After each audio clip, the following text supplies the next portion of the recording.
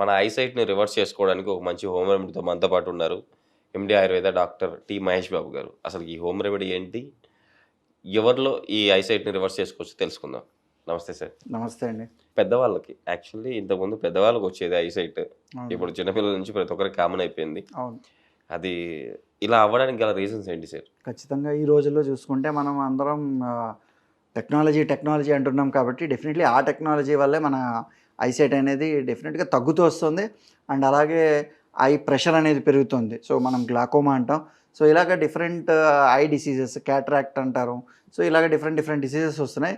So main time ఏంటి అంటే మనం యొక్క ఆల్రెడీ ఆయుర్వేదిక్లో చెప్పారు, ఐని కరెక్ట్గా ఉపయోగించుకోలేకపోవడం, అంటే దాన్ని అతిగా ఉపయోగించడం, రెండోది హీనంగా ఉపయోగించుకోవడం, మూడోది మిథ్య అంటే యూజ్ చేయకూడని విధంగా యూజ్ చేసుకోవడం. సో ఇవేంటంటే మనకు బాగా తెలుసు, పొద్దున్న లేచినప్పటి నుంచి రాత్రి వరకు మనం కళ్ళని ఎలా యూజ్ చేస్తున్నాం అన్నది మనం ఒక్కసారి గుర్తెచ్చుకుంటే డెఫినెట్గా ఎక్కువసేపు స్క్రీన్ ముందు ఉండడం, బ్రైట్ లైట్ని చూడడం, లేదంటే దగ్గరగా చూడడం, మొబైల్తోనే ఉండడం ఎక్కువ. సో ఈ విధంగా రకరకాల ఇది పడడం అండ్ నిద్రలు కూడా సరిగ్గా లేకపోవడం, ఈ విధంగా కళ్ళ మీద చాలా ఎఫెక్ట్ అనేది పడుతుంది. అండ్ ఆ ఐ స్ట్రెయిన్ అనేది చాలా ఎక్కువైపోతుంది. ఏ ప్రొఫెషన్ అయినా సరే, పిల్లల నుంచి పెద్దవాళ్ళ వరకు. అండ్ అందులోనూ ఈ కోవిడ్ తర్వాత వర్క్ ఫ్రమ్ హోమ్ అని, ఆన్లైన్ క్లాసెస్ అని పెరిగిపోవడం వల్ల మనం ఇంకా దానికి అయిపోవడం, ఎడిక్ట్ అయిపోయాం. డెఫినెట్గా వర్క్ ఫ్రమ్ హోమ్ టైంలో కానీ, లేకపోతే ఈ స్కూల్ పిల్లలకు కూడా ఆన్లైన్ క్లాసులని పొద్దున్నుంచి సాయంత్రం వరకు ఎక్కువ టైం దాంతో పెట్టడం వల్ల అలవాటు అవ్వడం.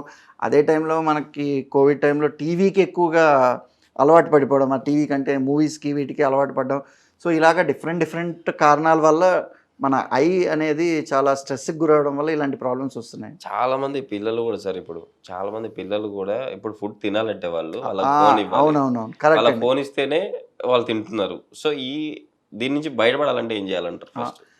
సో ఇప్పుడు యాక్చువల్గా ఇదివరకు మనం మందు మానిపించడానికి లేదంటే ఇలాంటి వాటికి డీ అడిక్షన్ ప్రోగ్రాంలు ఉండేవి.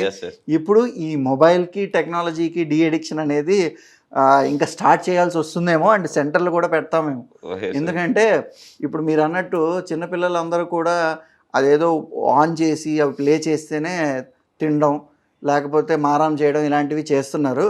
సో ఖచ్చితంగా తల్లిదండ్రులే దగ్గరుండి ఆ మొబైల్ ప్లేస్లో బుక్ అనో, లేకపోతే ఒక యాక్టివిటీ అనో అలవాటు చేయడం, లేకపోతే ఇంట్లో వాళ్ళతో మాట్లాడించి తినిపించడం, ఇలాంటివి ఖచ్చితంగా చేసి అలవాటు చేయాలి. ఎందుకంటే ప్రతిదానికి హాస్పిటల్ ట్రీట్మెంట్ అని కాకుండా తల్లిదండ్రుల చేతుల్లో ఉంటే, తల్లిదండ్రుల చేతుల మీదుగా వాళ్ళు మారిస్తే చాలా బెటర్.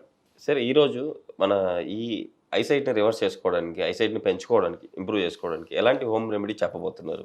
హోమ్ రెమెడీ కన్నా కూడా మన ఇంట్లో రోజు తినే వెజిటేబులే, కాకపోతే దాని గురించి ఆయుర్వేదిక్లో కూడా కళ్ళ మీద ఎటువంటి ఎఫెక్ట్ చూపిస్తుంది అన్నది చాలా బాగా చెప్పారు.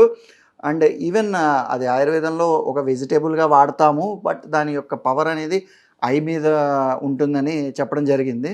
అండ్ అలాగే నేను ఇదివరకు మీతో షేర్ చేసినట్టుగా ఆయుర్వేదిక్లో చాలా రకరకాల ట్రీట్మెంట్స్ అనేవి ఉన్నాయి.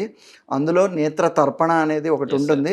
సో అది నేను పర్సనల్గా కూడా ఇప్పుడు మీరు అన్నట్టు తక్కువ ఏజ్లో, చిన్న ఏజ్లో ఎవరెవరైతే దీనికి ఎఫెక్ట్ అవుతున్నారో ఐ ప్రాబ్లమ్స్, సో వాళ్ళందరూ డెఫినెట్గా ఒక ఆయుర్వేదిక్ డాక్టర్ని కలిసి అది చేయించుకుంటే కనుక ఫ్యూచర్లో ప్రాబ్లమ్స్ ఏమీ రాకుండా ఉంటుంది.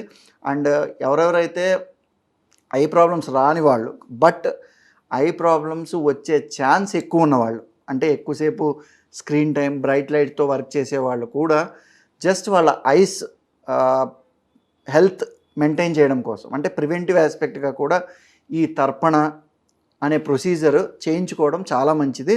సో డెఫినెట్గా ఇవన్నీ పక్కన పెడితే ఇప్పుడు నేను చెప్పే కూర ఏంటంటే పొనగంటి కూర. సో పొనగంటి కూరని మనం ఇంట్లో పప్పు, కూర ఇలాంటివన్నీ చేసుకుంటాం. అంటే నేను ఎందుకు అంత పర్టికులర్గా చెప్పాల్సి వస్తుందంటే కొంతమంది పిల్లలకి ఇది తెలియకపోవచ్చు, ఇప్పుడు తినే పిల్లలకి. ఎందుకంటే పిల్లల్లో కూడా ఈ రోజుల్లో పర్టికులారిటీ అనేది చాలా ఎక్కువైపోయింది, నేను ఇవి తింటా ఇవి తినను అని.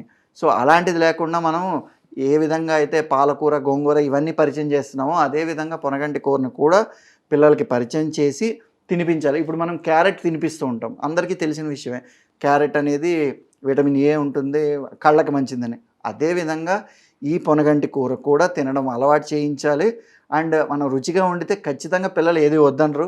కాబట్టి వాళ్ళకి అది అలవాటు చేసి తెలిసిన వాళ్ళందరికీ మంచిదే, వాడుతున్న వాళ్ళు కూడా మంచిదే, వాడండి, యూజ్ చేయండి.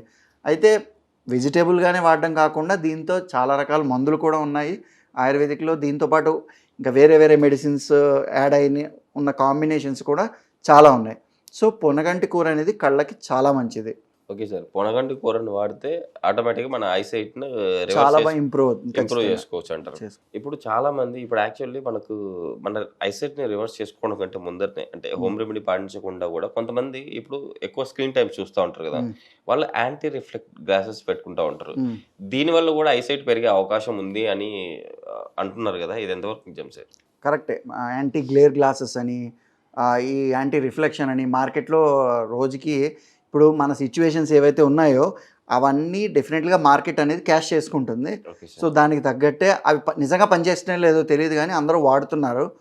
బట్ నేననేది ఏంటంటే ఏదైనా మనకి ఒక తెరలాగా అడ్డం పెట్టుకుని చూడడం కన్నా మనం డైరెక్ట్గా చూడడమే బెటర్. Okay sir. ఎందుకంటే మనం ఎటువంటి కెమెరాలోంచి చూసినా ఎటువంటి గ్లాస్లోంచి చూసినా మన కన్నుతో సమానమైంది వేరొకటి లేదు.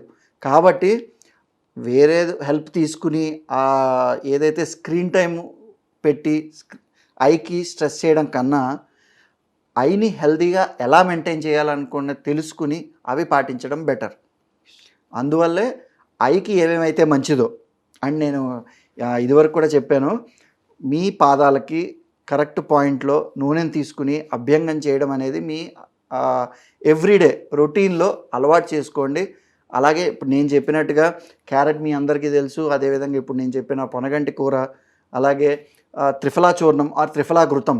సో త్రిఫలా చూర్ణం తెలిసిన వాళ్ళు నెయ్యితో పొద్దున్న తీసుకోవడం, లేదంటే త్రిఫలా ఘృతాన్ని పొద్దున్న తీసుకోవడం.